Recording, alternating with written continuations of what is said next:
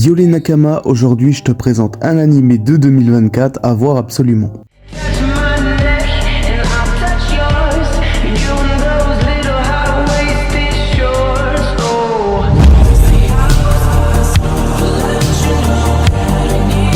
Dix ans auparavant, des portails ont commencé à apparaître un peu partout dans le monde. Ces portails ont la particularité de connecter le monde à d'autres dimensions.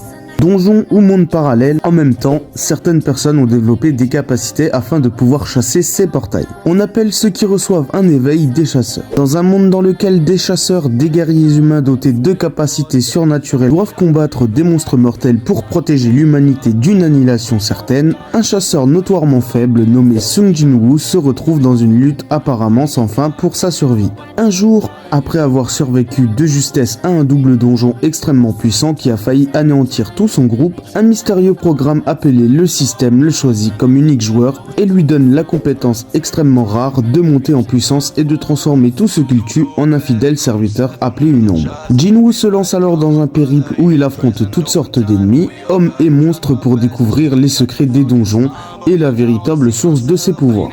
Petite pause sur la vidéo pour te parler du nouveau contenu que tu trouveras sur la chaîne. Tu as la possibilité de découvrir des animés en moins d'une minute dans l'onglet Shorts de la chaîne. Je te mets un extrait tout de suite. Je te présente un animé à voir et aujourd'hui c'est Ragna Crimson. Les chasseurs de dragons tuent leur proie avec leur épée d'argent afin de toucher une récompense. Parmi eux, il y a Ragna, un jeune homme plutôt faible faisant équipe avec Leonika, une chasseuse de génie qui peut se vanter d'avoir tué bien plus de dragons que n'importe quel chasseur. Ragna n'a qu'un seul désir, rester pour toujours à ses côtés. Sung Jin-woo est considéré comme le plus faible des chasseurs de rang E, autrement dit le plus faible parmi les faibles. Il est tellement faible qu'il est surnommé par ses confrères le faible. Avec une équipe de chasseurs, il se rend dans un donjon de rang D. Malheureusement, l'équipe se retrouve piégée dans une salle avec des monstres qui ne sont pas du tout du niveau du donjon.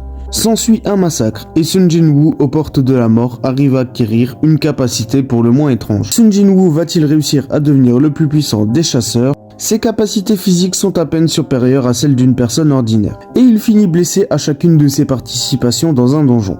Il continue malgré tout son activité de chasseur afin de pouvoir s'occuper de sa sœur et payer les frais d'hospitalisation de sa mère malade. À la suite d'un incident survenu lors d'un double donjon, il est choisi comme joueur par un programme magique appelé le système et acquiert la compétence unique qui lui donne accès à de divers avantages similaires à celui d'un personnage de jeu vidéo, tels que des quêtes, un inventaire ou bien la capacité de monter de niveau et de devenir plus fort à chaque niveau gagné. Il débloque également plus tard la boutique en profitant de ce nouveau pouvoir que lui offre le système.